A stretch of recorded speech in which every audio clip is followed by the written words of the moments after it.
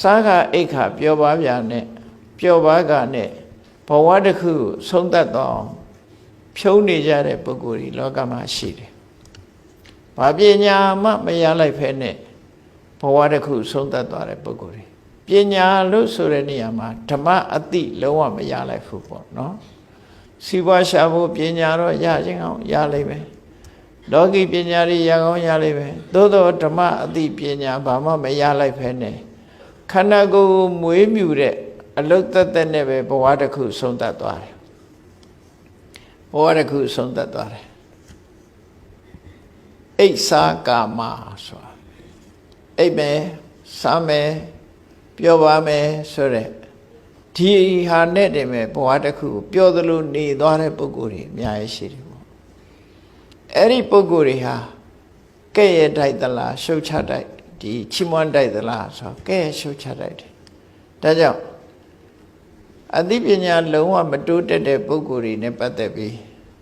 အပ္ပတုတ္တယံပုရိသောပရိဖတ္တောဝစီရတိပညာကိုသင်ကြားခြင်းမရှိသူတော်ကောင်းတို့တရားတွေကိုလုံးဝကြားနာဘူးခြင်းမရှိအဲ့တော့မြန်မာပြည်ကလူတွေကတော့ဖះရဲ့ဆုံးမတွေကြားနေရတာတော်တော်ကြားနေရတယ်ကြားခွင့်ရတဲ့ပုဂ္ဂိုလ်တွေများတချို့လုံးဝကိုမကြားရတဲ့ဖះဝေးတရားဝေးတွေ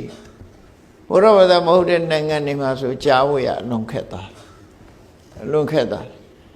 အပ္ပတုတ္တ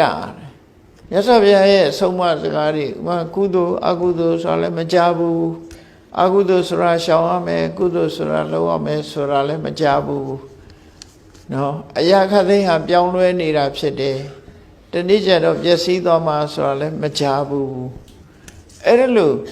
ကြားဘူးထားခြင်းတရားနဲ့ပတ်သက်ပြီးသင်ယူထားခြင်းမရှိတဲ့ပုဂ္ဂိုလ်တွေဟာတဲ့ခိုင်းလို့မရတော့လို့အိုမင်းလာတဲ့နအိုကြီးတစ်ကောင်ကိုကျိုးဖြေပြီးတော့လွှတ်လိုက်တယ်လွှတ်လိုက်တဲ့အခါအဲ့ဒီနအိုကြီးဟာသူ့ဘာသူရေကြီးရမျက်နှာရလျှောက်သွားပြီးတော့ဟိုခြုံစားဒီခြုံစားနဲ့ဝါလာတဲ့နွားကြီးတို့ပဲတဲ့အသားတွေပဲတိုးလာပြီးတော့ဘာမှကောင်းကျိုးပြုနိုင်တဲ့အနေအထားမရှိတော့ဘူးဝုံကိုထမ်းဆောင်နိုင်ရင်မရှိတော့ဘူးလုပ်ငန်းခွင်မှာအသုံးမကျတော့ဘူးလွတ်လိုက်တာနော်လုပ်ငန်းခွင်မှာအသုံးမကျတော့ဘေးမဲ့ပေးပြီးတော့လွတ်လိုက်တဲ့နွားကြီးဟာအစာစားပြီးတော့အသားပဲတိုးနေတယ်သူ့ရဲ့ဝန်ဆောင်မှုတွေဟာလူကိုအကျိုးပြုတဲ့အလုပ်တွေကတခုမှမရှိတော့ဘူးအဲ့ဒီအတိုင်းပဲတဲ့အသိပညာတတ်ပညာတွေကင်းဝေးနေတဲ့ပုဂ္ဂိုလ်သို့မဟုတ်ဓမ္မအသိဉာဏ်ကကင်းဝေးတဲ့ပုဂ္ဂိုလ်မှာမန္တာနိတတ္တဝဋ္ဌန္တိပညာတတ္တနာဝတ္တိသူဟာပြောသလိုနေပြောသလိုစားပြီးတော့အသားတွေပဲတိုးပြီး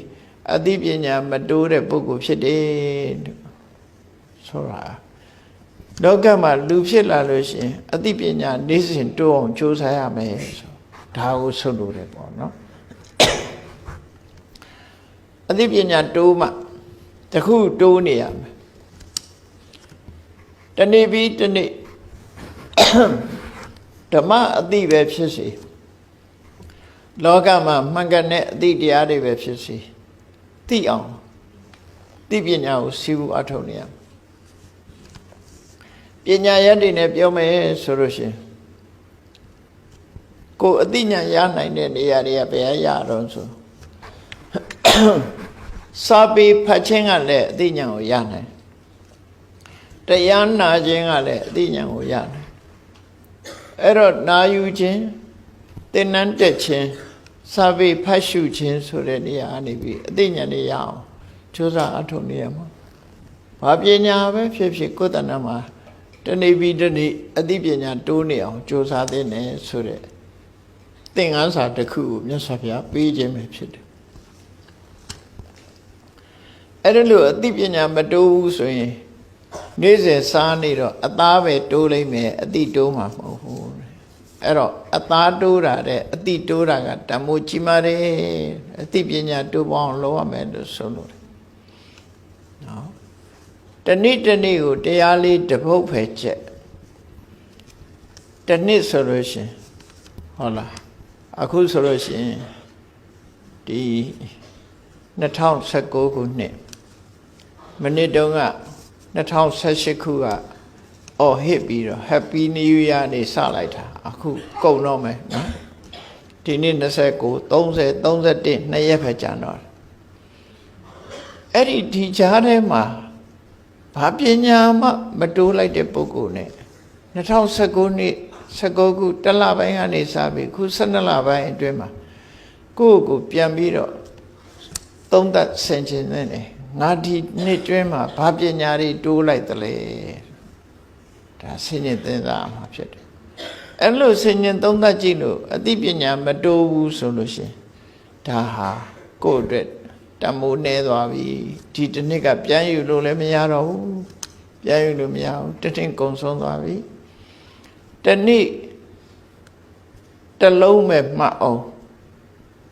တတင်းပြေးလာလို့ရှိရင်ရက်ပေါင်း365ရက်ဆို365ဆို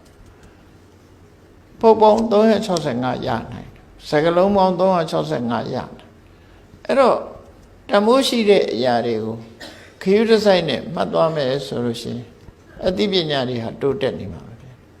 မှန်မယ်တနေ့ကိုစာအုပ်တို့ကိုအောင်ဖတ်လို့ရှိရင်တနေ့ဆိုလို့ရှိရင်365အုပ်ကုန်သွားပြီကိုမှာ365အုပ်ကရလိုက်တဲ့ပညာတွေကနဲရမှာမဟုတ်တာ။နဲရမှာမဟုတ်တာအသိပညာတွေရ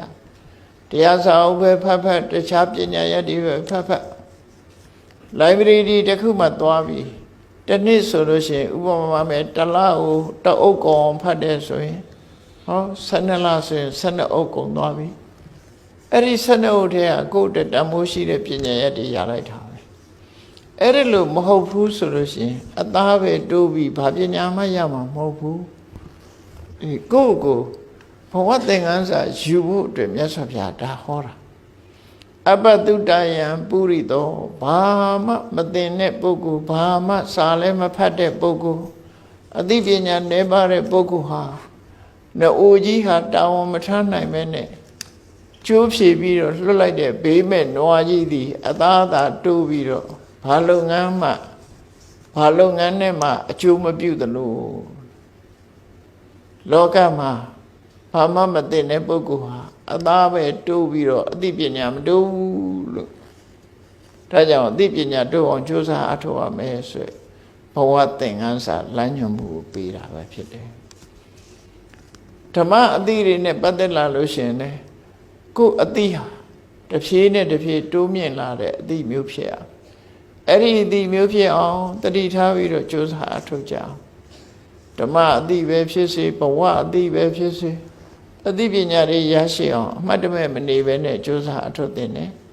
မကြာခင်2019ခုနှစ်ကုန်ပြီးတော့2020ရောက်တော့မှဖြစ်တယ်2020ရောက်လာလိမ့်မယ်